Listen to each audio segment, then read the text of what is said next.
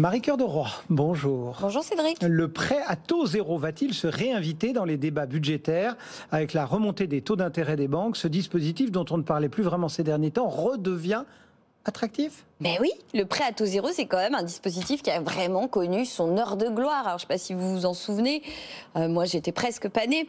En 2011, environ 350 000 PTZ avaient été accordés. En 2011, 350 000 PTZ accordés. Alors, il faut dire aussi qu'à l'époque, tout le monde pouvait avoir son prêt à taux zéro. Donc, c'était un peu la grande braderie du PTZ. Mais c'était d'autant plus intéressant à l'époque que les taux d'intérêt moyens pratiqués par les banques sur 20 ans, c'était du genre 4,5%. Donc, évidemment, avoir un PTZ, c'était hyper intéressant. Ces dernières années, du coup, le prêt à taux zéro, il a fondu comme neige au soleil. On est en gros sur un rythme de 70 000 par an environ.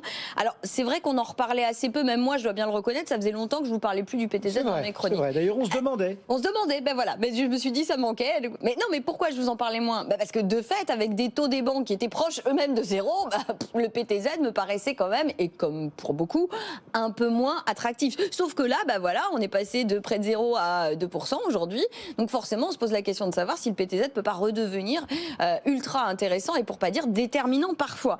Alors, donc du coup, moi j'ai demandé à mes amis courtiers, mais on imagine qu'il y a de plus en plus de PTZ, que ça revient.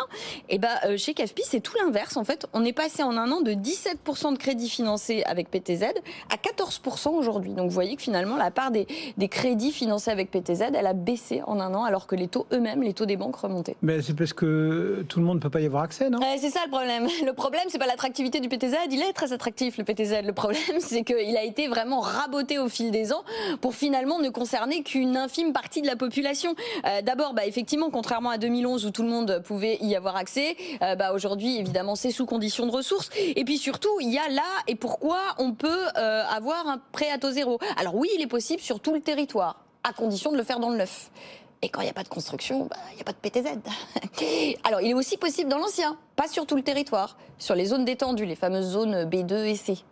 Et puis surtout, moyennant énormément de travaux, vous savez, les 25% de travaux.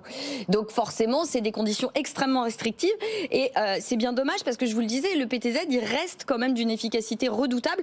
Puisque je vous le rappelle, donc d'abord, c'est un prêt à taux zéro sur une grosse partie de votre crédit, de 20 à 40% quand même de votre crédit. Et donc là, c'est le courtier CAFPI qui me donnait un exemple tout récent. Là, en octobre, début octobre. D'un emprunteur qui passe avec un prêt à taux zéro, un emprunt sur 20 ans. On est du côté de Châlons-en-Champagne.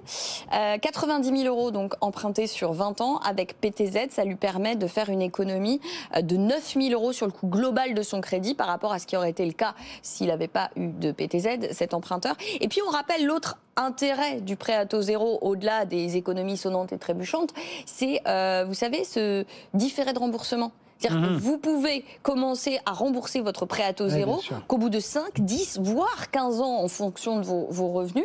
Et c'est à ce point intéressant, je me souviens, c'était Sandrine Alonier chez Vous Financer qui me répétait assez régulièrement qu'on a beaucoup d'emprunteurs qui revendent leurs biens avant même d'avoir commencé à rembourser leur prêt à taux zéro. Donc le PTZ, effectivement, redevient très intéressant à mesure que les taux remontent. Encore faudra-t-il que le législateur, s'il le souhaite, revoie un tout petit peu les curseurs pour qu'il y ait un maximum de gens qui puissent y avoir accès. Pas sûr que ce soit au programme, là. Je préfère ne pas donner de faux espoirs à ceux qui nous écoutent et nous regardent.